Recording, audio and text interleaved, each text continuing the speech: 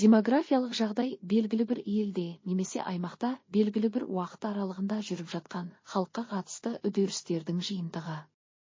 Оларға бала туу, өлім-жітім, көші-қон, халық санының өзгеруі, сондай-ақ халықтың жыныстық, жас ерекшеліктері мен ұлттық діни құрамы жатады. Демографиялық жағдайды зерттеу елдің әлеуметтік-экономикалық даму деңгейін бағалауға мүмкіндік береді. Елдердің демографиялық жағдайын сипаттауда ең басты көрсеткіш халық саны.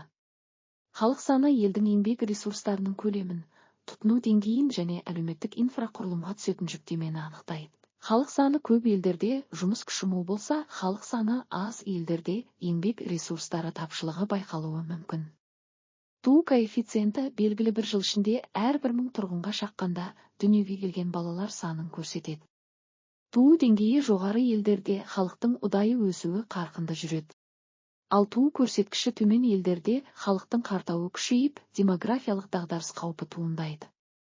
Туу деңгейіне отбасындағы әлеуметтік жағдай, әйелдердің білім деңгейі, урбандалу және мемлекеттік демографиялық саясат әсер етеді.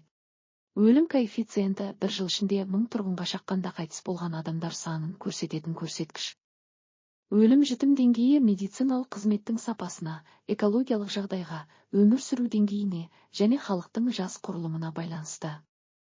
Дамыған елдерде өлім деңгейі төмен болса, дамушы елдерде бұл көрсеткіш жоғары болуы мүмкін. Туу мен өлім көрсеткіштерінің айырмасы табиғи өсімді құрайды. Табиғи өсім оң болған жағдайда халық саны артады, ал табиғи өсім теріс болған жағдайда халық саны азаяды. Табиғи өсім елдің демографиялық болашағын айқындайтын негізгі көрсеткіштердің бірі болып табылады. Халық санының өзгеруіне әсер ететін тағы бір маңызды фактор механикалық өсім, яғни көші-қон қозғалысы. Көші-қон адамдардың бір елден екінші елге немесе бір аймақтан екінші аймаққа қоныс аударуы. Экономикалық мүмкіндіктері жоғары елдерге көшіп келушілер саны көп болады. Бұл елдерде механикалық өсім оң мәнге ие. Жалпы өсім табиғи өсім мен механикалық өсімнің қосындысы. Бұл көрсеткіш ел халқының нақты өсімін немесе кемуін көрсетеді. Кейбір елдерде табиғи өсім төмен болғанымен, көші-қон есебінен халық саны артып отырады. Демографиялық жағдайды толық түсіну үшін жас жыныстық көрсеткіштер қарастырылады. Халықтың жас құрылымы елдің экономикалық дамуына тікелей әсер етеді. Жас халық басым елдерде білім беру мен жұмыс орындарына сұраныс жоғары болады, ал қарттар саны көп елдерде әлеуметтік қамсыздандыру жүйесіне жүктеме артады. Жас жыныстық құрылымды көрсету үшін жас жыныстық пирамида қолданылады. Бұл диаграмма арқылы елдегі ерлер мен әйелдердің арақатынасы, сондай-ақ халықтың қартаю немесе жасару үрдістері анықталады. Сонымен қатар, демографиялық талдауда ұлттық құрам маңызды орын алады. Ұлттық құрам елде тұратын әртүрлі ұлт өкілдерінің үлесін көрсетеді. Көп ұлтты елдерде мәдени алуан түрлілік жоғары болса, бір ұлтты елдерде ұлттық біртектілік басым болады.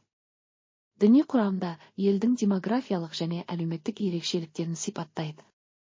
Халықтың діни құрамы оның салт-дәстүріне, өмір салтына және қоғамдық қатынастарына әсер етеді. Діни құрам туралы мәліметтер халық санақтары арқылы анықталады. Қорытындылай келе, халық саны, туу мен өлім коэффициенттері, табиғи және механикалық өсім, жалпы өсім, жас жыныстық, ұлттық және діни құрам көрсеткіштері елдердің демографиялық жағдайын жанша талдауға мүмкіндік береді. Бұл көрсеткіштерді талдау арқылы елдің демографиялық даму бағытын анықтап, болашақтағы әлеуметтік-экономикалық үдерістерді болжауға болады.